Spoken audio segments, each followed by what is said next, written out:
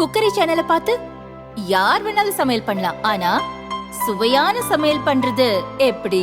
நான் இதயம் நல்லெண்ணெயில சமையல் பண்றேன். ஆஹா ஓஹோன்னு பாராட்டுறாங்க. நீங்களும் இதயம் நல்லெண்ணெயில சமையல் பண்ணுங்க, பாராட்ட வாங்குங்க. தினம் தோறும் வாங்குவே இதயம் இதயம்.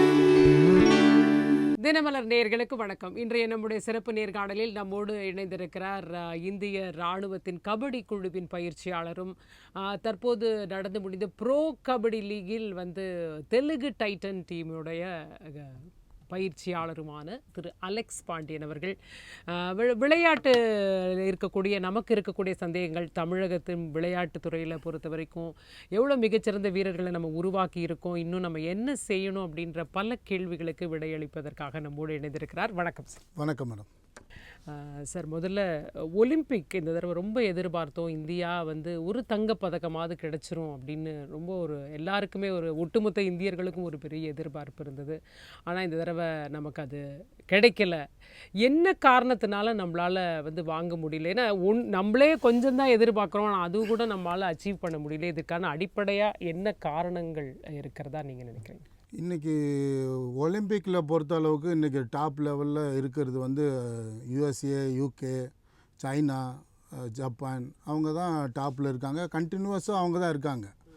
நம்ம இதை ரொம்ப காலம் முன்னாடியே நம்ம இந்த கேள்வியெல்லாம் கேட்டிருக்கணும், இதுக்கான சொல்யூஷன் நம்ம பண்ணியிருக்கணும். ரொம்ப லேட்டாக தான் இன்றைக்கி நம்ம இதை பற்றி பேசுகிறோம்.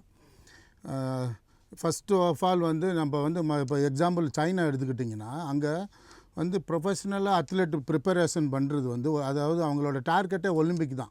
அவங்களோட நேஷ்னல் அதெல்லாம் கிடையாது. அவங்களோட பேசிக் லெவல் இப்போ 5 வயசில் ஒரு குழந்தைய எடுத்துட்டாங்கன்னா அவங்க எண்ட் ஆஃப் த 20 இயர்ஸ் இல்லை 22 இயர்ஸில் அவங்க ஆப்டிமம் லெவலான அந்த ஒலிம்பிக் ரீச் பண்ணுறது தான் அவங்களோட கோல் செட்டிங்க. அதுக்கான ப்ரிப்பரேஷனை அவங்க 5 வயசுலேயே ஸ்டார்ட் பண்ணிடுறாங்க. இந்தியாவில் அந்த மாதிரி ஒரு சிஸ்டமேட்டிக் சிஸ்டம் இல்லை. இந்தியாவில் நம்மக்கிட்ட இருக்கிறதுல top level athletics Tamil Nadu, Haryana தான். அதில் ஹரியானா தான் மோஸ்ட்டு அத்லெட்ஸ் ரொம்ப டாப் லெவலில் அவங்க ப்ரிப்ரேஷன் பண்ணுறாங்க. அது எதனாலன்னா அங்கே உள்ள ஹப்பு, அந்தந்த ஒவ்வொரு கிராமத்துலேயும் அந்த விளையாட்டுக்கு தகுந்த அந்த முக்கியத்துவம் கிடைக்கிறதுனால. இப்போ ஒரு சாதாரண ஒரு விவசாய குடும்பத்தில் ஒருத்தர் பிறந்திருக்கான்னா அந்த ஊரில் என் மகன் இந்த மாதிரி ஒலிம்பிக் போயிட்டான், இல்லை நேஷனல் மெடல் எடுத்துட்டான் அப்படிங்கிற போது அது ஒரு கௌரவமாக பார்க்குறாங்க. அதனால எல்லா குழந்தைங்களையும் விளையாட்டில் சேர்க்கணும்னு சொல்லி எல்லா பேரண்ட்ஸும் வில்லிங்காக இருக்கிறதுனால அவங்க விளையாட்டுக்கு சேர்க்குறாங்க. அதுக்கு தேவையான டயட்டு அதுலேயும் நிறைய எக்ஸ்பென்ஸு அவங்க யூட்டிலைட் பண்ணுறாங்க. அதனால் இந்தியாவில் ஹரியானா டாப் லெவலில் இருக்காங்க எல்லா கேம்ஸ்லேயுமே. இன்றைக்கி மெடலுமே பார்த்தீங்கன்னா எல்லாமே ஹரியானா தான். 2019 நம்மளால் சாதிக்க முடிஞ்சது, ஆனால் 2024 நம்மளால் சாதிக்க முடியல அப்படின்றத நம்ம எப்படி பார்க்கலாம்? ஏன்னா ஒட்டுமொத்தமாக நம்ம வாங்கவே இல்லைன்னா பரவாயில்ல, பட் ஆனால் இந்த தடவை அங்கே வாங்க தங்கம் முடிஞ்சது, இப்போ 2024 நம்மளால் முடியல. அதுக்கு காரணம் என்னென்னா, நமக்கு பக்கத்து நாடான பாகிஸ்தான் வீரர் அவர் மிக அருமையான அவரோட லக்குன்னு கூட சொல்லலாம். ஏன்னா அவர் குவாலிஃபை ரவுண்டில் கூட அவ்வளோ எரியல போடல. ஆமாம், அவ்வளோ எரியல.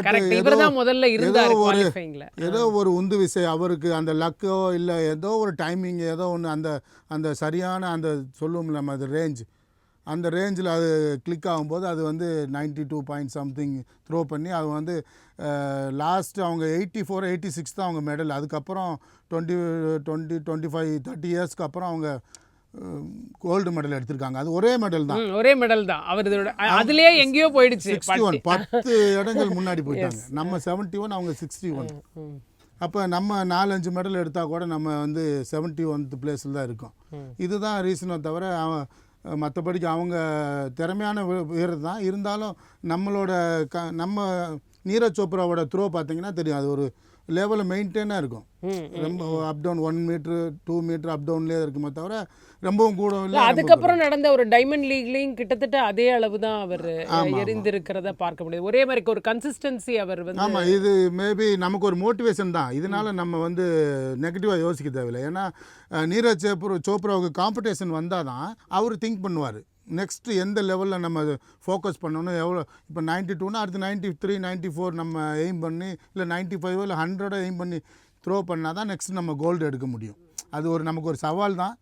அதுக்கான ஏன்னா நம்ம எதிரில் ஒரு சவால் இருந்தால் தான் நம்ம அதை பற்றியே திங்க் பண்ணுவோம். திங்க் பண்ணும்போது அதுக்கான விடை கிடைக்கும். உறுதியாக next time Neeraj Chopra gold கண்டிப்பாக எடுத்து கொடுப்பார் இந்தியாவுக்காண்டி. சரி. இல்லை அதுலேயும் விளையாட்டுகள்லையும் சில விளையாட்டுகளில் தான் நம்ம வந்து ஒரு பதக்கத்தையே வந்து கிடைக்கிற சூழல், பதக்கத்தை எதிர்பார்க்கிற சூழலில் நம்ம இருக்கிறத பார்க்க முடியும். இதுக்கு காரணம் என்ன? ஏன்னா நம்ம ரொம்ப தாண்டவே இல்லை. நம்ம வந்து பார்க்குறோம் வந்து ரைஃபிளில் வந்து உடனே நம்ம ஓகே ஏதாவது ஒன்று நமக்கு கிடைக்கும், ஆர்ச்சரியா அதில் ஏதாவது வர வாய்ப்பு இருக்குது அப்படின்னு பார்க்குறோம். இப்போ தான் டேபிள் டென்னிஸ்லேயே நம்ம கொஞ்சம் முன்னேற்றம், இல்லை ஹாக்கி அப்படின்னு ஒரு சில விளையாட்டுக்குள்ளேயே நம்ம நிற்கிறதுக்கான காரணம் என்ன? எக்ஸாம்பிள் வந்து இப்போ ஹாக்கி வந்து ரொம்ப வருஷமாகவே மெடல் இல்லை. அதுக்கப்புறம் தான் இந்தியன் கவர்மெண்ட் ஒரு ஸ்கீம் பண்ணி கண்டினியூவாக அவங்க இந்தியா கேம்ப்பு, நான் இப்போ சாயில் என்எஸ் படிக்கும்போது 2017 அங்கே தான் நான் பார்த்தேன். அங்கே வந்து கண்டினியூஸாக அவங்களுக்கு 4 இயர்ஸ் இந்தியன் கேம்ப்பு, சீசனாக பண்ணாமல் கண்டினியூஸாக 4 இயர்ஸ் அவங்களுக்கு கேம்ப்பு. அவங்களுக்கு லீவே 1 இயரில் வெறும் 15 டேஸ் தான் லீவே. அப்போ மோர் தென் 340 டேஸ் 350 டேஸ் வந்து அவங்க கண்டினியூவாக ப்ராக்டிஸில் இருக்காங்க. ரெண்டாவது ஒவ்வொரு வருஷமும் ஒவ்வொரு ஸ்பெஷலிஸ்ட் வந்து ஃபாரின் கண்ட்ரிலேருந்து வந்து ட்ரெயின் பண்ணாங்க. அதுக்கப்புறம் தான் அந்த 4 இயருக்கு அப்புறம் தான் இந்தியாவுக்கு வந்து ரிசல்ட் கிடச்சிது. ஃபஸ்ட் டைமாக வேர்ல்டு கப் வின் பண்ணாங்க. அதுக்கப்புறம் இப்போ அது லாஸ்ட்டு ஒலிம்பிக்லேயும் மெடல் எடுத்தாங்க, இப்போயும் மெடல் எடுத்திருக்காங்க. இதுக்கெல்லாம் காரணம் என்னென்னா அந்த போட்ட எஃபோர்ட், எக்ஸ்ட்ரா எஃபோர்ட், அந்த 4 இயருக்கான அந்த இந்தியன் கேம்பும் அந்த தேவையான ஸ்பெஷலிஸ்ட்டை கொண்டு வந்து நம்மளை ட்ரெயின் பண்ணதுக்கு, அதுக்கப்புறம் தான் நமக்கு அந்த ரிசல்ட்டு கண்டினியூஸாக இப்போ கிடைக்க ஆரம்பிச்சிச்சு, இனிமேலும் கிடைக்கும். இது மாதிரி இந்த தடகள பிரிவுகள்லாம் நம்ம பெருசாக ஒரு சோபிக்கிறதே இல்லைன்னு நம்ம பார்க்குறோம். இந்த ஹர்டில்ஸு, இந்த நீளம் தாண்டுதல், அந்த மாதிரி இடங்கள்ல ரன்னிங்கு, ஸ்விம்மிங்கு, இதிலெல்லாம் நம்ம ஏன் ரொம்ப கொஞ்சம் பின்தங்கி இருக்கிற மாதிரி? எடுத்துக்காட்டு என்னென்னா என் லைஃப்பில் என்ன நடந்திருக்குன்னா மேடம், இப்போ நான் வந்து 18 வயசில் ஆர்மிக்கு போகிறேன். அதுக்கு முன்னாடி வரைக்கும் பேஸ்கெட் பாலே நான் பார்த்தது கிடையாது. அப்போ எங்கள் ஊரில் பேஸ்கெட் பால் கிரவுண்டே இல்லை, பேஸ்கெட் பாலும் பார்த்ததில்ல. அப்புறம் எப்படி நான் இந்தியா விளையாடணும், ஒலிம்பிக் மெடல் எடுப்பு நான் எப்படி யோசிக்க முடியும்? அப்போ இங்கே வந்து கிராஸ் ரூட் லெவலில் இன்ஃப்ராஸ்ட்ரக்சர் இல்லை. ரெண்டாவது ஒரு ஃபோக்கஸ்ட் இல்லை, ஒரு ட்ராக் இல்லை, சரியான கோச் இல்லை, சீனியர்ஸ் யாருமே சரியான வழிமுறை காட்டுறதில்லை. கவர்மெண்ட்ஸும் அதுக்கு தேவையான இன்ஃப்ராஸ்ட்ரக்சரோ அதுக்கு தேவையான ஆப்பர்ச்சுனிட்டிஸோ கொடுக்கல. இதுதான் ரீசனை தவிர இந்தியாவில் அந்த அளவுக்கு பொட்டன்ஷியல்லாம் சொல்லவே முடியாது. அதுக்கு எடுத்துக்காட்டு நான் என்ன எடுத்துக்கிறேன், இப்போ 18 வயசு வரைக்குமே நான் வந்து கிரிக்கெட்டில் தான் ரொம்ப வெறி கொண்டு விளையாடுவேன். நைட்டு தூங்கும்போது பால் பேட்டில்னா எனக்கு தூக்கமே வராது. நைட்டில் நான் பெட்டில் படுத்தேன்னா கேட்ச்னு சொல்லி கீழே விழுவுனா. அப்போல்லாம் ஜான்டி ரோட்ஸ் வந்து எனக்கு ரொம்ப பிடிக்கும். அப்போ பால்லாம் ஜம்ப் பண்ணி பிடிக்கிறது பண்ணுறது, அப்போ அது ஒரு வெறியாக இருப்பேன். அப்போ கபடி விளையாட போவேன் நான். ஈவினிங் எங்கள் ஊரில் விளையாடுவாங்க. அப்போ நான் போகும்போது அவங்களாம் இல்லை நீலாம் வேண்டாம், ஏன்னா உனக்கு வெயிட் இல்லை, நீ உனக்குலாம் கை கால் உடஞ்சிரும் அப்படின்னு சொல்லி என்னை ஒதுக்கிடுவாங்க. ஸ்கூல் போனாலும் அது எனக்கு ஆர்வம் இருக்கும், விளையாடணும், எல்லா கேமும் விளையாடணும் ஆர்வம் இருக்கும். பட் போனால் என்னை ஒதுக்கிடுவாங்க. காலேஜில் அதே மாதிரி ஒதுக்கிட்டாங்க, எனக்கான இடம் கிடைக்கல. பட் ஆர்மிக்கு போன பிறகு அங்கே உள்ள ட்ரைனிங்கும் அங்கே உள்ள டியூட்டிஸும் எனக்கு வந்து ரொம்ப ஹார்டாக இருந்துச்சு.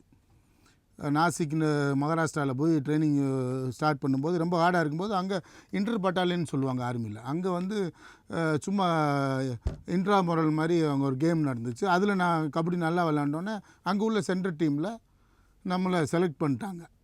அங்கே ஒருத்தர் நித்யானந்த், அவர் பேர், வேலூர்காரரு. அவர் வந்து தமிழ்நாடுன்னு ஜெர்சி போட்டு அங்கே ப்ராக்டிஸ் பண்ணிகிட்டு இருந்தாங்க. நான் அங்கே போய் பார்த்தோன்னே அவர் வந்து, சார் நீங்கள் தமிழ்நாடா? ஏன்னா அங்கே எனக்கு அப்போ தான் கொஞ்சம் ஹிந்தி தெரியும். அப்போ அவர் பார்த்தோன்னே எனக்கு ரொம்ப சந்தோஷம். அப்போ தான், சார் நாங்களும் விளையாடலாமன்னா, விளையாட தெரியுமானா, ஏதோ நமக்கு தெரிஞ்சு வச்சு விளையாட தெரியும் சார்னு சொல்லி ஏறி இறங்கி காமிச்சோன்னே, ஓகே நல்லா பண்ணுறேன், நீ டெய்லி வந்து ப்ராக்டிஸ் பண்ணுண்டார். அதிலிருந்து தொடர்ந்து ஒரு 3வது வருஷத்தில் நான் இந்தியாவில் ஒரு பேர் சொல்கிற அளவுக்கு ஆர்மி ரெட் டீம் போகிறதுனா எப்படி இந்தியன் டீமில் போகிற மாதிரி ஒரு இது. அங்கே போயிட்டு நான் இந்தியாவில் இருக்க டாப் பிளேயர்ஸ்லாம் நான் வந்து சர்வசாதாரணமாக டேக்கிள் பண்ணக்கூடிய கெப்பாசிட்டி எனக்கு உருவாயிருச்சு. அப்போ நம்ம ஊரில் விளையாட தகுதியே இல்லாத நான் இந்தியாவில் அந்த டாப் லெவலில், அந்த இன்டர்நேஷ்னல் லெவல் யாரெல்லாம் இன்டர்நேஷ்னல் ஆடிட்டு வந்தாங்களோ அவங்களுக்கெல்லாம் டஃப் கொடுக்குற அளவுக்கு நான் விளையாடிட்டேன். அதே நம்ம கிராமத்தில் அன்னைக்கு டாப் ஹீரோவாக விளையாடினாங்கல்ல, அவங்களுக்கு என்ன மாதிரி ட்ரைனிங்கோ அந்த சரியான பாதையும் சரியான கோச்சும் சரியான டயட்டும் கிடச்சிருந்தா அவங்களாம் எத்தனையோ அர்ஜுன் அவார்டோ எத்தனையோ பத்மஸ்ரீயோ வாங்கியிருக்கலாம். கிட்டத்தட்ட இப்போ 2014க்கு அப்புறமே பார்த்தீங்கன்னா ஒரு விளையாட்டு துறைக்கு வந்து ஒரு பெரிய ஒரு முன்னுரிமை கொடுத்து கொஞ்சம் வீரர்களை கரெக்டாக தேர்ந்தெடுத்து கிராமமாக போய் ஊருக்கு தேர்ந்தெடுத்து இப்போ பயிற்சி கொடுக்குற ஒரு விஷயம் நடக்குது. அதில் ஏதாவது இம்ப்ரூவ்மெண்ட் இருக்கிறதா நீங்கள் பார்க்குறீங்களா? அதில் ஏதாவது நம்மளுக்கு சக்ஸஸ் கிடச்சிருக்கிறதா? எஸ் மேடம், டெஃபினெட்லியாக இருக்குது. ஏன்னா இப்போ வந்து central minister, sports minister Rajyavardhan Rathore தான் அதை ஃபஸ்ட்டு இனிஷியேட் பண்ணார். கேலோ இண்டியான்னு ஒன்று ஸ்டார்ட் பண்ணார். அது மிகப்பெரிய ஒரு சக்ஸஸ் ஆச்சு. ஏன்னா அதன் மூலிமா இப்போ எல்லா பேரும் நிறையா பேர் விளையாடணும், நம்மளும் கேலோ இண்டியா போகணும், டிவியில் வரணும். இப்போ எல்லாருமே வாழ்கிறது நம்ம பப்ளிசிட்டிக்காகவும் ஒரு புகழுக்காக வேண்டி தான். பணம்லாம் செகண்டரி தான். இல்லை, மேலும் விளையாட்டுத்துறையில் இருக்கவங்களுக்கு அந்த அங்கீகாரம் தான் அந்த அதுக்காக வேண்டி தான் நம்ம எல்லாமே இப்போ எல்லா பேரண்ட்ஸும் ஓரளவுக்கு ஸ்போர்ட்ஸில் பண்ணணும், நம்ம பிள்ளையும் டிவியில் வரணும், இந்த சமுதாயம் நம்மளை ரெக்கக்னைஸ் பண்ணணும் அப்படின்றதுக்காக வேண்டிய இன்றைக்கி எல்லோரும் விளையாடுறாங்க. அதனாலே ரிசல்ட்டு நல்லாவே கிடைக்கும். இப்போ எக்ஸாம்பிள் கபடியிலேயே சப் ஜூனியரில் மெடலு, கேலோ இண்டியா போய் மெடலு, நேஷ்னல்ஸில் மெடலு, ஜூனியர் மெடலு, அந்த மாதிரி நிறையா ஸ்போர்ட்ஸ், ஈவன் கபடி மட்டும் இல்லை எல்லா கேம்ஸ்லேயும் நம்ம வந்து விளையாடுறதுக்கான அந்த ஆர்வத்தை தூண்டுனது அந்த மாதிரி ஒரு விஷயம். தமிழ்நாட்டில் அம்மா இருக்கும்போது 2012 சிஎம் ட்ராஃபின்ட்டு ஒவ்வொரு கேமுக்கும் தனிநபருக்காக இருந்தாலும் சரி, டீம் கேம் இருந்தாலும் சரி 1 லட்ச ரூபான்னு அனௌன்ஸ் பண்ணி அது ஸ்கீம் கொண்டு வந்தாங்க. அது ரொம்ப சூப்பராக இருந்துச்சு. இப்போ வந்து நம்ம இப்போ உள்ள கவர்மெண்ட்டு முதலமைச்சர் கோப்பைன்னு வச்சு விளையாட்டுத்துறை அமைச்சர் உதயநிதி ஸ்டாலின் அவர்கள் வந்து இப்போ வந்து அதை வந்து மண்டல லெவலாகவும் டிஸ்ட்ரிக்ட் லெவல்லையும் ப்ரைஸை இன்க்ரீஸ் பண்ணிட்டாங்க. அப்போ அங்கேயும் இப்போ ஹப்பு கூடிருச்சு. இப்போ டிஸ்ட்ரிக்ட் வின் பண்ணால் கூட நமக்கு வந்து ஒரு ப்ரைஸ், நல்ல ப்ரைஸ் அமௌண்ட் கிடைக்குது, அது நல்ல ரெகக்னைஸும் கிடைக்குது. அதனால் இப்போ கிரவுண்ட் லெவல்லேருந்து கொஞ்சம் கொஞ்சம் ஃபோக்கஸ் பண்ண ஆரம்பிச்சிட்டாங்க. இப்போ நீங்கள் சொல்லும்போதே சொன்னீங்க ஹரியானாவை யோசிங்க, நிறைய எல்லாமே பாருங்கள் நான் அங்கே தான் விளையாட்டு வீரர்கள் அப்படின்னு. ஆனால் தமிழ்நாட்டில் அப்படின்னா ஒரு விரல் விட்டு என்ற மாதிரி தான் நம்ம. அதுக்கு காரணம் என்னென்னா மேடம், தமிழ்நாடு வந்து கல்வின்னு எல்லாரும் பேசி எல்லா பேரண்ட்ஸும் காலையில் எந்திரிச்சோடனே எக்ஸ்ட்ரா டியூஷன், நூடுல்ஸு, அவங்களுக்கு ஃபாஸ்ட் ஃபுட்டுக்கு கொடுக்குறது, மதியானத்துக்கு அதே மாதிரி ஏதாவது ஒரு லஞ்ச் பேக் பண்ணி அனுப்பிச்சிடுறது. அவங்க சாப்பிடுவாங்களா சாப்பிட மாட்டாங்களான்னு தெரியாது. அவங்க வந்து திருப்பி வந்தோடனே ஈவினிங் டியூஷன். அப்போ ஃபுல் 100% எஜுகேஷன் லெவல் போயாச்சு. எல்லாரும் கலெக்டர் ஆகணும், டாக்டர் ஆகணும் அப்படின்னு போனதுனால தான் நம்ம இன்றைக்கி எஜுகேஷனில் இந்தியாவில் டாப்பில் இருக்கோம். அதே மாதிரி ஸ்போர்ட்ஸுக்கும் இம்பார்ட்டன்ட் கொடுக்கும்போது நம்ம ஸ்போர்ட்ஸ்லேயும் வேர்ல்டு லெவலில் டாப் வந்துடுவோம். இல்லை, ஸ்போர்ட்ஸ்னால் நீங்கள் வந்து இப்போ பார்த்தீங்கன்னா நம்ம ஃபஸ்ட்டு ஸ்கூல் லெவல், அப்புறம் காலேஜ் லெவல், அப்புறம் டிஸ்ட்ரிக்ட் லெவல், அப்புறம் ஸ்டேட் லெவல், இப்படி இவ்வளோ தூரம் கிராஸ் பண்ணி தான் ஒரு பொசிஷனுக்கு வர முடியுது. கல்வி அப்படின்னா இப்போ எனக்கு 12th முடிச்சு நான் காலேஜுக்கு போயிட்டு இப்படி ஒரு விஷயம் இருக்குல்ல. இப்போ இந்த ரெண்டையும் எப்படி வந்து ஒரு பேலன்ஸ் பண்ணுறது? முதல்ல எனக்கு வந்து பாடம் வருமா, எனக்கு வந்து ஸ்போர்ட் இந்த கண்டுபிடிக்கிறதுலே நமக்கு சிக்கல் இருக்கா? நம்ம எந்த துறையில் அந்த மாணவன் போட்டால் அவன் நல்லா வருவான் அப்படின்றத நம்ம அங்கே ஸ்கூல் லெவல்லே நம்ம கண்டுபிடிக்கிறதுலே சிக்கல் இருக்கு. கண்டிப்பாக மேடம், இன்றைக்கி வந்து ஸ்கூல் லெவலில் வந்துட்டு பிடி சார் யாருமே அவங்க ஒர்க் பண்ணுறது இல்லை, பிடி ஒர்க்கை. ஏன்னா ஃபஸ்ட்டு டேலண்ட் ஐடென்டிஃபிகேஷன் பண்ணுறது வந்து பிடி சார்ஸ் தான். அவங்க யாருமே விளையாடுறதே இல்லை. அப்படியே பண்ணாலும் அந்தந்த சீசனுக்கு யார் கபடியா நல்ல ஹைட்டாக யார் இருக்காவா, நீ பூராவா நில்லு கபடி, அந்த ஒரு டோட்டல் தான் பண்ணுறாங்களே தவிர ப்ரொஃபஷ்னலாக யாருமே ரெடி பண்ணுறது இல்லை. ஏன்னா அவங்களே அந்த அளவுக்கு எஜுகேட் இல்லை. இப்போ அங்கே வந்து இப்போ நீங்கள் அரசு பள்ளிகளில் அதுக்கான ஒரு நம்ம தனியார் பள்ளிகளில் கூட நீங்கள் சொல்கிற மாதிரி விஷயங்கள் இருக்கலாம். இப்போ அரசு பள்ளிகளில் ஏன் அந்த அளவிற்கு ஒரு விளையாட்டுக்கு வந்து முக்கியத்துவம் கொடுக்குறாங்களா கொடுக்கலையே, நீங்கள் எப்படி பார்க்குறீங்க அந்த விஷயம்? நிச்சயமாக அந்த காலத்துக்கும் இப்போக்குமான அந்த இல்லை, அந்த காலத்தில் நாங்கள் இருக்கும்போதெல்லாம் டெய்லி பிடி பீரியட் இருக்கும், 2 பீரியட் இருக்கும் ஆஃப்டர்நூனில். டெய்லி வீக்லி ஒரு 3-4 டேஸ் இருக்கும். கண்டிப்பாக நாங்கள் போய் எல்லாருமே விளையாடுவோம். தனித்தனியாக எல்லோரையும் வாட்ச் பண்ணுவாங்க. பிடி சார் கொஞ்சம் இன்ட்ரெஸ்ட்டாக இருப்பாங்க. இன்றைக்குள்ள பிடி சார்ஸ் வந்து யாருமே ஒர்க் பண்ணுறதில்ல. அந்த பிடி கிளாஸுமே வேறு மேக்ஸ் டீச்சரோ சயின்ஸ் டீச்சரோ எடுத்து கிளாஸ் எடுத்துகிட்டு போயிடுறாங்க. ஏன்னா இன்றைக்கி நான் எக்ஸாம்பிள், நம்ம எங்கள் ஊரில் ஒரு ஸ்கூல் இருக்குது. இப்போ நானே ஒரு அகாடமி நடத்துகிறேன். அந்த அகாடமிலேருந்து ஒரு பையனை அட்மிஷன் போட போனேன். அப்போ அவங்க என்ன சொல்கிறாங்க, இவன் படிப்பானா, இவன் ஈவினிங் ஸ்டடியில் இருப்பானா, காலையில் ஸ்டடியில் இருப்பானா, எங்களுக்கு இப்போ பர்சன்டேஜ் தான் முக்கியம், 100% நாங்கள் பாஸ் பண்ணணும், அப்போ தான் எங்களுக்கு பேர் இருக்குது அப்படின்ட்டு தான் ஹெட் மாஸ்டர் இருக்காங்களே தவிர அவன் ஸ்போர்ட்ஸ் விளையாடணும், ஸ்போர்ட்ஸ்லேருந்து நேஷனல்ஸ் போகணும், அது மூலிமா எனக்கு ஸ்கூலில் பேர் வரங்கிறத மறந்துட்டாங்க. அதனால தான் என்னமோ ஸ்போர்ட்ஸ்க்கு இம்பார்ட்டன்ட் இல்லை பேர் வர்றது மறந்துட்டாங்க அப்படின்றத விட பேரண்ட்ஸுக்கு வந்து ஐயோ இவன் இவ்வளோ தூரம் போய் வருவானா, ஒருவேளை வரலன்னா படிப்பும் இல்லைன்னா என்ன பண்ணுறதுன்ற ஒரு பயம் இருக்கா. அந்த பயம் போயிட்டு அந்த குறிப்பிட்ட அந்த மாணவன் வந்து விளையாட்டில் வந்து ஒரு சாதிக்கணும்னா நம்ம செய்ய வேண்டிய விஷயங்கள் என்ன? நிச்சயமாக மேடம், நீங்கள் கரெக்டாக சொன்னீங்க. இப்போ வந்து கவர்மெண்ட் வந்து அதில் வந்து நமக்கு சப்போர்ட் பண்ணலை. ஏன்னா முன்னாடி உள்ள காலங்களில் நிறைய தமிழ்நாட்டில் இருக்க எல்லா டிபார்ட்மெண்ட்லேயும் டைரக்ட் ட்ரையல்ஸ் பேஸில் ஜாப் கொடுத்தாங்க, கவர்மெண்ட் ஜாப். ப்ரைவேட்லேயுமே நிறையா ஜாப் கொடுத்தாங்க. இன்றைக்கி அதை வந்து குறைச்சிட்டாங்க. ரெண்டாவது அதையும் இன்றைக்கி வந்து எக்ஸாம் வச்சு எடுக்கிற மாதிரி ஆயிடுச்சு. அப்போ நல்ல பிளேயர் கூட அவன் ஃபெயில் ஆகிடுறான் எக்ஸாம் லெவலில். அவன் நார்மலாக அந்த கேட் பாஸ் மாதிரி அந்த சர்டிஃபிகேட் யார்ட்டு இருக்கோ அந்த கீ லெவலில் இருக்கவங்க கூட பாஸ் பண்ணி மேலே போயிடுவான். அப்போ அங்கே வந்து டேலண்ட்டுக்கு வந்து மதிப்பு கிடைக்கல. அங்கே வந்து அந்த யார் அந்த எஜுகேஷன்லேயும் கொஞ்சம் இருக்காங்களோ அவங்க தான் வேலைக்கு போகிறாங்க. அதனால என்னமோ பேரண்ட்ஸ் எல்லாம் சப்போர்ட் பண்ணலை. ஏன்னா படிக்கலைன்னா அந்த ரீச் பண்ண முடியாது, வேலைக்கு போக முடியாது. ஏன்னா எல்லா இடத்துலையும் கேட் இருக்குது, நீட் இருக்குது, டெட் இருக்குது. அதனால தான் கொஞ்சம் அவாய்ட் பண்ணுது. டைரெக்டாக டேலண்ட் பேஸில் அப்பாயின்மெண்ட் கொடுத்தா நிச்சயமாக எல்லா பேரண்ட்ஸும் அகைன் ஸ்டார்ட் பண்ணிடுவாங்க. ஏன்னா நல்லா விளையாண்ட உடனே வேலை அப்படின்னும் போது கண்டிப்பாக விளையாட எல்லா பேரண்ட்ஸும் வில்லிங் ஆவாங்க. அப்போ ஸ்டூடெண்ட்ஸுமே நல்ல ஹோப்ஃபுல்லாக அவன் ஸ்டார்ட் பண்ணுவான் அவனோட கேரியரை. ஈஸியாக நம்ம வந்து ரீச் பண்ணலாம். ஹையஸ்ட்டு நீங்கள் ஒலிம்பிக்கில் இன்றைக்கி யூகே இருக்குன்னா அதை நம்ம பீட் நெக்ஸ்ட்டு ஒரு 4 to 8 இயர்ஸில் நம்ம பீட் பண்ணக்கூடிய எல்லா கெப்பாசிட்டி இருக்கும். இப்போ தமிழ்நாடுனாவே நம்ம கபடி அப்படின்னு ரொம்ப பெருமையாக வந்து தமிழ்நாடு தான்ப்பா கபடினான்னு சொல்லுவோம். பட் அந்த அளவுக்கு நம்ம இருக்கோமா கபடியில் இப்போது? நிச்சயமாக கபடினாலே தமிழ் தான் கபடியே உருவான இடம். ரெஸ்லிங்கும் கபடியும் தமிழ்நாட்டிலேருந்து தான் உருவாயிருக்கு. அப்படி உருவானாலுமே இன்றைக்கி அந்த கபடியெல்லாம் கிராமத்தோடு நின்றுருச்சு.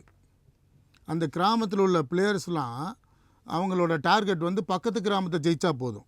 அதுதான் அவங்களோட பாகிஸ்தானோ சைனாவோ அவங்க பக்கத்து கிராமம் தான். அந்த பக்கத்து கிராமத்தை ஜெயிச்சா போதும், அவ்வளோதான் இருக்காங்களே தவிர அவங்க போய் டிஸ்ட்ரிக் விளையாடணும். ஏன்னா டிஸ்ட்ரிக் விளையாண்டு அவங்க அவ்வளோ பேர் இருக்கான்னு அவங்களுக்கு தெரியல. பட் பக்கத்துக்கு கிராமத்தை ஜெயிச்சோன்னா அவங்க கிராமத்தில் பெருசாக அவங்கள பேசுகிறாங்க. அதனால அவங்களோட எய்ம் வந்து அந்த கிராமத்தை ஜெயிச்சா போதும். இப்போ நெக்ஸ்ட் வீக் ஒரு லோக்கல் டோர்னமெண்ட் இருக்குன்னா அங்கே போய் அதை வின் பண்ணால் போதும், நமக்கு எல்லாம் கிடச்சிருச்சு அப்படின்ற ஒரு மென்டாலிட்டியில் இருக்கிறதுனால தான். என்ன காரணம் அதுக்கு?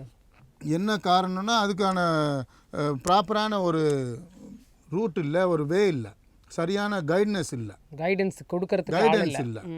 ஏன்னா கிராஸ் லெவலில் நீங்கள் சொன்ன மாதிரி ஸ்கூல் லெவல்லேருந்து அந்த கைடன்ஸ் வந்து கொடுக்கணும். நீங்கள் வந்து எந்த மாதிரி ட்ராவல் பண்ணணும், எந்த மாதிரி ப்ராக்டிஸ் பண்ணணும், எந்த மாதிரி சாப்பிடணும், நீ எந்த லெவலில் ரீச் பண்ணால் உனக்கு என்னென்ன பெனிஃபிட்ஸ் கிடைக்கும் அதெல்லாம் கிளாஸில் எடுக்கணும். அவங்களுக்கு சொல்லணும். அவங்களுக்கு ஸ்போர்ட்ஸ்னால் என்ன, ஸ்போர்ட்ஸ் இன்ஜுரின்னா என்ன, அதை ரீஹாப் எப்படி பண்ணுறது, அவங்களோட பெனிஃபிட் என்னென்ன கிடைக்கும், இதெல்லாமே அவங்களுக்கு ஒரு பாடமாக கொடுத்தா தான் அவங்களுக்கு அனைத்து அறிவும் ஸ்போர்ட்ஸை பற்றி தெரிஞ்சிருக்கணும். தெரிஞ்சால் தான் அவங்க வந்து அந்த ட்ராக்கில் இது நல்ல ட்ராக்காக இருக்குது, நம்ம அச்சீவ் பண்ணலான்ட்டு ஒரு நம்பிக்கை வரும். நம்பிக்கை தான் வெற்றியின் முதல் படி. எந்த ஒரு விளையாட்டில் ஜெயிக்கணுன்னாவே முதல்ல அந்த விளையாட்டிற்கான கட்டமைப்பு வசதிகள் வந்து இருக்க வேண்டியது அவசியமாக இருக்குது. இப்போ தமிழ்நாட்டை பொறுத்த வரைக்கும் என்னென்ன விளையாட்டுக்கான கட்டமைப்பு சரியாக இருக்குதுன்னு நினைக்கிறீங்க? என்ன சரி செய்யணும்னு நினைக்கிறீங்க ஃபர்தராக? இன்றைக்கி வந்து கட்டமைப்புன்னு எடுத்துக்கிட்டோம்னா இன்றைக்கி வந்து எந்த கேமுக்குமே அந்த அளவுக்கு பெருசாக இல்லை. ஏன்னா சிட்டியில் இப்போ மதுரை டிஸ்ட்ரிக்ட்னால் அந்த சிட்டியில் மட்டும்தான் ஒரு ஸ்போர்ட்ஸ் ஹாஸ்டலோ இல்லை ஒரு இன்டோரோ ட்ராக்கோ இல்லை ஹை ஜம்போ போல் வால்ட்டோ எல்லா எக்யூப்மெண்ட் இருக்குது. பட் அதை விட்டுட்டு இப்போ நான் இருக்கேன்னா எனக்கும் என்னோடய அந்த ஸ்போர்ட்ஸ் அந்த கிரவுண்டுக்கும் கிட்டத்தட்ட 40 கிலோமீட்டர்ஸ். நான் டெய்லி 40 கிலோமீட்டர் அப் டவுன் பண்ணி ப்ராக்டிஸ் பண்ண முடியாது. அதுதான் ரீசனோ தவிர மற்றபடிக்கு எல்லா கிராமத்துலேயும் அந்த இன்ஃப்ராஸ்ட்ரக்சர் இருந்தால் நிச்சயமாக நம்ம வந்து ஒலிம்பிக்லாம் சாதாரண விஷயம் நமக்கு. இப்போ வந்து ஒரு மாவட்டம் தோறும் ஒரு ஸ்டேடியம் அமைக்க போகிறோம் அப்படின்ற ஒரு விஷயங்களெல்லாம் சொல்கிறாங்க. அது இருந்தாவே போதுமா? நம்மளால் சாதிச்சிட முடியுமா? இல்லை அதுலேயும் வேறு என்ன விஷயங்கள் இன்னும் நம்ம செய்யணும்னு நினைக்கிறேங்க தமிழ்நாட்டை பொறுத்த வரைக்கும் விளையாட்டு? இப்போ என்னை பொறுத்த அளவுக்கு இப்போ நம்ம உதயநிதி ஸ்டாலின் சார் வந்து நமக்கு வந்து இப்போ வந்து தொகுதி தோறும் ஒரு இண்டோர்னு ஒரு ஸ்கீமை கொண்டு வந்திருக்காங்க. அது ரொம்ப வரவேற்கத்தக்க ஸ்கீமு. இண்டோர் மட்டும் பத்தாது, அங்கே சரியான கோச் இருக்கணும். ரெண்டாவது அங்கே வந்து தங்கி பண்ணுற மாதிரி ஒரு ஹாஸ்டல் ஃபெசிலிட்டிஸ் இருக்கணும். அவங்களுக்கு சேம் எஸ்டேட்டில் என்ன ஸ்போர்ட்ஸ் டயட்டுக்கு பணம் கொடுக்குறாங்களோ அது அங்கேயும் கொடுக்கணும்.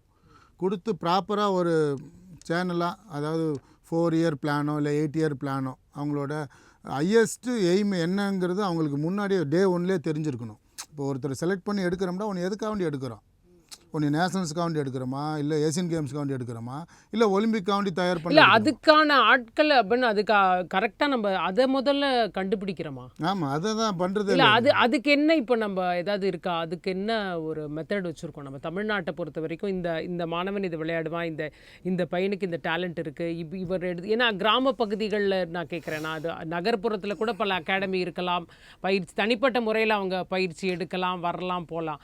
பட் ஒரு ஊரக பகுதியில் இருக்கக்கூடிய பசங்களுக்கு வந்து எப்படி நம்ம ஐடென்டிஃபை பண்ண முடியும்? ஏன்னா நம்மளுடைய அத்லீட்லாம் தமிழ்நாட்டை சேர்ந்தவங்களை பார்த்தா ஷூ கூட இல்லை, கிழிஞ்ச நிலையில் ஓடுறாங்க, இப்படிலாம் தான் நம்ம தொடர்ச்சியாக நம்ம பார்க்குறோம்.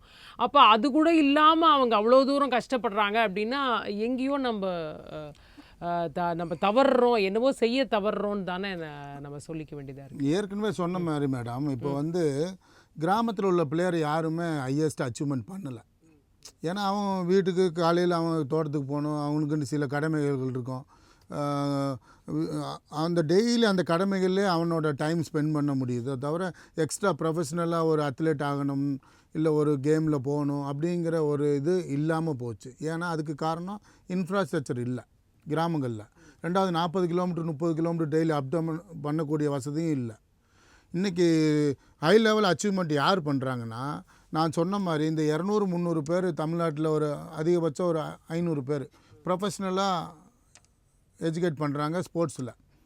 அவங்க அந்த ட்ரெயின் எடுக்கிற பசங்க மட்டும்தான் நேஷ்னலோ இன்டர்நேஷ்னலோ போகிறாங்க. இப்போ தமிழ்நாட்டில் கிட்டத்தட்ட யங்ஸ்டர்ஸ் வந்து ஒரு 3 கோடி பேர் இருக்காங்கன்னா, 3 கோடி பேரில் குறைஞ்சது ஒரு 1 கோடி பேர் ஸ்போர்ட்ஸில் கொண்டு வந்தால் தான், அவங்களுக்குள்ள டேலண்ட் ஐடென்டிஃபிகேஷன் பண்ணால் தான் நம்ம வந்து ஒலிம்பிக்குங்கிற கனவை நம்ம ஈஸியாக எட்டி தொட முடியும். இல்லை ஒருவேளை நமக்கு ஒரு நிதி சிக்கல்கள்லாம் இருக்குது இப்போ அரசுக்கு, அதனால் இந்த விஷயத்தில் அவ்வளோவா கவனம் செலுத்த முடியாத ஒரு சூழ்நிலை இருக்கா? இப்போ அதை நம்ம ஓவர் கம் பண்ண இப்போ எவ்வளோ ஒரு தமிழகத்தை நீங்கள் சொன்ன மாதிரி ஒரு ஹப்பாக மாற்றணும், இங்கேருந்து ஒலிம்பிக் மெடல்ஸ் வாங்குறவங்கள நம்ம வந்து கரெக்டாக தயார் பண்ணணும் அப்படின்னா நமக்கு என்ன மாதிரியான ஒரு இது தேவை, எவ்வளவு நிதி தேவை, என்ன தேவை? என்னை பொறுத்தளவுக்கு 2 ஐடியா இருக்குது மேடம். சேம் ஹரியானா மாதிரியே இப்போ இப்போ வந்து ஊர் பிரசிடெண்ட் இருக்காங்க ஒவ்வொரு கிராமத்துக்கும். அந்த பிரசிடெண்ட் அண்டரில் டெவலப் பண்ணாலும் சரி, ஒரு ஃபண்டு வருஷத்துக்கு ஒரு 10 lakh 20 lakh கொடுத்து இப்போவும் கொடுக்குறாங்க. பட் அதை கொஞ்சம் எக்ஸ்டெண்ட் பண்ணி அவங்கள மானிட்டரிங் பண்ணணும். ஒன்லி ஃபண்டு மட்டும் கொடுத்தா பார்த்தாது, அவங்கள மானிட்டரிங் பண்ணணும். நீ எவ்வளோ பிளேஸ் ரெடி பண்ணுற, எவ்வளோ பிளேஸ் அச்சீவ் பண்ணியிருக்காங்க, எந்த லெவலுக்கு ரீச் பண்ணுற, அந்த மாதிரி ஒன்று கொண்டு வரணும். பேஸ் லெவலில் கிராஸ் ரூட் லெவலில் டெவலப் பண்ணுறதுக்கு அந்த ஊர்லேயே யாராவது சீனியர் பிளேயர்ஸ் இருப்பாங்க, இல்லை பக்கத்து ஊரில் இருப்பாங்க, அவங்களுக்கு ஒரு கான்ட்ராக்ட் பேஸில் ஒரு சேலரி கொடுத்து அதை ரெகுலராக நம்ம டிசிப்ளினாக அதை கொண்டு வந்தோன்னா ஓரளவுக்கு நம்மளால் டெவலப் பண்ண முடியும். அது இல்லாமல் ஸ்கூலில் போயிட்டோன்னா அந்த பிடி சார், இப்போ இருக்கிற ஒரு ஸ்கூலுக்கு ஒரு பிடி வாத்தியாரே இருக்காரு என்னமோ தெரியல, அந்த பிடி சார் வந்து ஸ்ட்ரென்த்தை கூட்டினா 2-3 பிடி வாத்தியார் போடணும். ஏன்னா ஒரு ஆள் எல்லா கேமும் பார்க்க முடியும். இப்போ ஒலிம்பிக்கில் 32 ஸ்போர்ட்ஸ் நடந்துச்சு. அந்த 32 ஸ்போர்ட்ஸ்லேயும் பல ஈவெண்ட் இருக்குது, பல வெயிட் கேட்டகரி இருக்குது, எல்லாத்தையும் ஒரு ஆள் பார்க்க முடியாது. அப்போனா அங்கே நிறையா கோச்சஸை பண்ணணும், இல்லை பிடி வாத்தியாரை பண்ணணும். அவங்க வந்து இப்போ காலை சிற்றுண்டி கொடுக்குறாங்க கவர்மெண்ட்டு, மதிய உணவு கொடுக்குறாங்க, அதோடு சேர்த்து இரவு உணவும் கொடுத்து அவங்களுக்கு ஒரு ஹாஸ்டல் ஃபெசிலிட்டியும் கொடுத்தா ஸ்போர்ட்ஸ் பிளேயருக்கு மட்டும். ஹாஸ்டல்ஸ் எவ்வளோ இருக்குது தமிழ்நாட்டை பொறுத்தவரை? எல்லா கவர்மெண்ட் ஸ்கூல்லையும் இருக்குது, மேக்ஸிமம் இருக்குது. ஆனால் யாரும் இப்போ ஹாஸ்டலில் அந்த அளவுக்கு யூஸ் பண்ணுறதில்ல ப்ராப்பராக. அதை வந்து ஸ்போர்ட்ஸ் பிளேயருக்கு யூஸ் பண்ணாங்கன்னா ரொம்ப ஈஸியாக இருக்கும். ஏன்னா காலையில் அந்த 2 மணி நேரத்தை நம்ம விளையாட்டுக்கு ஒதுக்கலாம், ஈவினிங் 2 மணி நேரத்தை, அப்போ கல்வியும் இருக்கும் ஸ்போர்ட்ஸும் இருக்கும். ஈஸியாக வந்து நம்ம வந்து அந்த ஒரு கிரவுண்ட் லெவலில் அந்த பேஸ் லெவலில் அவங்க டெவலப் பண்ண முடியும் ஸ்கூலில். இப்போ நல்லா ஐடென்டிஃபிகேஷன் பண்ணி அவங்களுக்குள்ளே நீங்கள் சொன்ன மாதிரி டேலண்ட் ஐடென்டிஃபிகேஷன் பண்ணி ஒரு நேஷ்னல் டிஸ்ட்ரிக்ட் சாம்பியன்ஷிப் மாதிரி வச்சு அவங்கள யூட்டிலைட் பண்ணி அந்தந்த டிஸ்ட்ரிக்கும் ஒரு ஸ்போர்ட்ஸ் ஹாஸ்டல் இருக்கும், அதில் பண்ணி அவங்கள ப்ரொஃபஷ்னலாக நம்ம கொண்டு வரதுக்கான முயற்சி எடுக்கலாம். இன்னும் வேறு என்ன செய்யணும்னு நீங்கள் எதிர்பார்க்குறீங்க? ரெண்டுமே மத்திய மாநில அரசுகள்கிட்டருந்து என்ன எதிர்பார்க்குறீங்க? இப்போ கபடியே நல்லா இன்னும் கொஞ்சம் வந்து நம்ம கொண்டு வரணும் அப்படின்னா நீங்கள் இன்னும் என்ன வேணும் அப்படின்னு நீங்கள் நினைக்கிறீங்க? என்ன கோரிக்கை நீங்கள் வைப்பீங்க மத்திய கபடியை பொறுத்த அளவுக்கு செலவு இல்லைங்க மேடம். இன்றைக்கி வந்து ஒரு மேட் இருந்தால் போதும், எங்கே வேணாலும் விரிச்சிட்டு நம்ம விளையாடலாம், உடனே எடுத்துக்கலாம். அதுதான் கபடி. அப்போ கபடிக்கு தேவையானது என்னென்னா அங்கே முறையான பயிற்சியாளர், கோச் இருக்கணும். கோச் மட்டும் இருந்தால் பார்த்தாது, அந்த கோச்சுக்கு வந்து நம்ம வந்து மானிட்டரிங் பண்ணணும். ரெண்டாவது நல்லா அச்சீவ் பண்ணுற கோச்சுக்கு நம்ம ஏதாவது பதக்கமோ இல்லை ஏதாவது விருதோ நம்ம கொடுக்கணும், அவங்க அங்கீகாரம் கொடுக்கணும். கோச்சுக்கு தேவையான அந்த அவங்க குடும்பத்தை ரன் பண்ணக்கூடிய சேலரி கொடுக்கணும். ஏற்கனவே இந்த துரோணாச்சாரியாலாம் ஆமாம், 2 பேர் இப்போ நம்ம தமிழ்நாட்டிலேயே ராஜரத்னம் அண்டு ஈபியில் கணேசன் இருக்கார், 2 பேருமே அர்ஜுனவாடி. அவங்களுக்கு அப்புறம் இன்றைக்கி வரைக்குமே இப்போ 94, 95, 96 3 வருஷமே நம்ம தமிழ்நாடு தான் கோல்டு நேஷனல் லெவலில் சீனியரில். அதுக்கப்புறம் இன்றைக்கி ஒரு 25 வருஷமாகவே மெடல் இல்லை. அதுக்கு காரணம் இதுதான். ரெண்டாவது நம்மளோட உணவு முறைகள் இன்றைக்கி கொஞ்சம் சேஞ்ச் ஆகிடுச்சு. அதை நம்ம வந்து ப்ராப்பர் டயட்டில் போனால் தான் நம்ம வந்து, ஏன்னா கபடியை பொறுத்தளவுக்கு பாடி கான்டாக்ட் கேம், அப்போ ஃபிசிக் ரொம்ப இம்பார்ட்டன்ட், ஃபிட்னஸ் ரொம்ப இம்பார்ட்டன்ட். அது வந்து இல்லாத, அது குறைவாக இருக்கிறதுனால தான் நம்ம வந்து சீனியரில் நேஷ்னல் லெவலில் அச்சீவ் பண்ண முடியல. ஏன்னா இன்றைக்கி நான் வந்து ஆர்மியில் கோச்சாக இருக்கேன்னா என் அண்டரில் இருக்கிறது எல்லாமே ஹரியானா பிளேயர்ஸ் தான். இன்றைக்கி ப்ரோ கபடியில் ஸ்டார் பிளேயர்ஸ் எல்லாமே என்கிட்ட தான் ட்ரெயின் எடுத்துகிட்டு இருக்காங்க. அப்போ என்ன ட்ரெயின் பண்ணுறோம், அவங்கள்ட்ட என்ன எபிலிட்டி இருக்குது, நம்ம பசங்கள்கிட்ட என்ன எபிலிட்டி இருக்குன்னு எனக்கு தெரியுது, கண்ணார பார்க்குறேன். அப்போ நம்ம பசங்களுக்கு பண்ண முடியலன்ற ஒரு வேதனை இருக்குது, சொன்னாலும் அவங்களுக்கு புரிய மாட்டேங்குது. ஏன்னா அந்தளவுக்கு அவங்ககிட்ட பிலீவ் இல்லை, நம்மளால் முடியும்னு அவங்களே நம்ப மாட்டுறாங்க. அப்போ அதை பிலீவ் கொடுக்க வேண்டியது கவர்மெண்ட்டோட கடமை. உன்னால் முடியும், நாங்கள் பின்னாடி நிற்கிறோம், நீ விளையாடுன்னு சொல்கிற அந்த பிலீவ்னஸ் வந்து இல்லை. நீங்கள் அரசே கூட இதற்காக உதவி செய்ய தயாராக இருந்தாலும் அது ரீச் ஆகுதா ப்ராப்பராக? அவங்களுக்கு தெரியுதா அந்த விஷயங்கள், இந்த இப்படி போனால் நமக்கு இந்த உதவி கிடைக்கும் அப்படின்றதாவது அந்த மாணவர்கள்? இல்லை, இன்னுமே ஸ்போர்ட்ஸ்னால அவேர்னஸே இல்லை, ஸ்கூலில் எங்கேயுமே இல்லை. இப்போ ஒரு சாதாரணமாக எந்த லெவலில் விளையாண்டா நமக்கு காலேஜில் ஃப்ரீ சீட் கிடைக்கும், இல்லை ஒரு வேலை வாய்ப்பில் எங்கெங்கெல்லாம் யூனிவர்சிட்டி ஆடினா எந்தெந்த, இப்போ எக்ஸாம்பிள் சென்ட்ரல் கவர்மெண்ட்டில் CRPF, CASF, ICF, railway, army, navy, air force, ITBP, இப்படி நிறையா துறைகள் இருக்குது சென்ட்ரல் கவர்மெண்ட்டில். அங்கெல்லாம் டைரக்ட் ட்ரையல் பேஸில் எடுக்கிறாங்க. பட் அங்கே நேஷனல்ஸ் லெவலில் பார்ட்டிசிபேட் பண்ணியிருக்கணும். அதுவே இங்கே பாதி பேருக்கு தெரியாது. ஏன்னா நமக்கு லாங்குவேஜ் ஒரு ப்ராப்ளம். சென்ட்ரலில் போடுற ரெக்ரூட்மெண்ட்லாம் நமக்கு தெரிஞ்சாலுமே போக ஒரு நம்பிக்கை இல்லை, நம்ம போனால் எடுப்பாங்களா, அங்கெல்லாம் ஹரியானாக்காரங்க தான் இருப்பாங்க அப்படின்ற ஒரு தாழ்வு மனப்பான்மை. அதனாலே என்னமோ நம்ம எல்லா பிளேஸ்மெண்ட்லேயும் மிஸ் பண்ணுறோம். சார், அதுக்கு இந்த ஒரு விழிப்புணர்வை ஏற்படுத்துறதுக்கு என்ன பண்ணணும்னு நீங்கள் நினைக்கிறீங்க? நான் அது இப்போ அதை தான் எல்லா இடத்துலையும் பேசிக்கிட்டு இருக்கேன். இப்போ நான் என் கிராமத்தில் விளையாட தகுதி இல்லாதவன் இன்றைக்கி இந்தியன் ஆர்மி டீமுக்கு நீ யாரெல்லாம் ஹீரோவான்னு நினைக்கிறேன் அவங்களுக்கெல்லாம் கோச் பண்ணக்கூடிய அளவுக்கு என்னால் வளர முடிஞ்சுன்னா உங்களாலேயும் வளர முடியும். நீங்கள்லாம் வாங்க, நிச்சயமாக ஒரு அதிகபட்சம் இல்லை, ஒரு 2 வருஷம் தொடர்ந்து ப்ராக்டிஸ் பண்ணுங்கள், ஈஸி. ஹரியானாலாம் பெரிய பிளேயர்ஸ்லாம் கிடையாது, நம்மளை அளவுக்கு அவங்களுக்கு திங்கிங் எபிலிட்டியும் கிடையாது, ஸ்பீடும் கிடையாது, எஜிலிட்டியும் கிடையாது, எதுவுமே. அவங்கள எல்லாமே ஒரு மாதிரி அந்த என்ன சொல்கிறது, அவங்க அந்த நெய் சாப்பிட்டு அதெல்லாம் சாப்பிட்டு அவங்க பாடி பவர் தான் பண்ணுறாங்களே தவிர நம்ம அளவுக்கு டாக்டிஸு அந்த இதெல்லாம் அவங்களுக்கு கிடையாது. நம்ம பசங்களுக்கு இருக்க அந்த புத்திசாலித்தனம் அவங்களுக்குலாம் இருந்திருந்தால் அவங்களாம் வேறு மாதிரி போயிருப்பாங்க. ஆனால் நம்ம பசங்களுக்கு எல்லா புத்திசாலியும் இருக்கிறனால என்னமோ தெரில, யாரும் விளையாட மாட்டுறாங்க. அதை திருப்பி அவங்களுக்கு நம்பிக்கை ஊட்டுறது வந்து கவர்மெண்ட்டு தான் கொடுக்கணும். இவ்வளோ நேரம் எங்களோட பேசி பல கருத்துக்களை பகிர்ந்து கொண்டதுக்கு மிக்க நன்றி. ரொம்ப தேங்க்யூ. மீண்டும் மற்ற நிகழ்ச்சியில் சந்திக்கும் வரை நன்றி, வணக்கம்.